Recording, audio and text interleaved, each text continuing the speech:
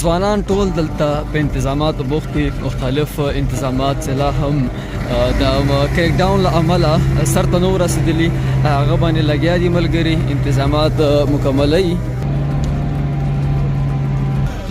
کوشش به کوو دلته مشرانو سره هم خبرې اترې وکړو.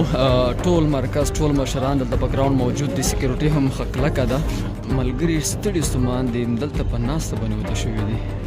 عیدرحمان رور موږ سره دلته موجود ده په انتظاماتو باندې، اوس هم بوخت ده. نیمه شپه ده، د سکیورټي څه پوزیشن ده، اوس تاسو میټینګ وکړه په هغه اړه باندې راته لږ څه ووایه او سبا ترتیبات څه دي، میلمانه مو څنګه خوندي کړل؟ ډېر غټ تعداد باندې دلته ولس راغلی و.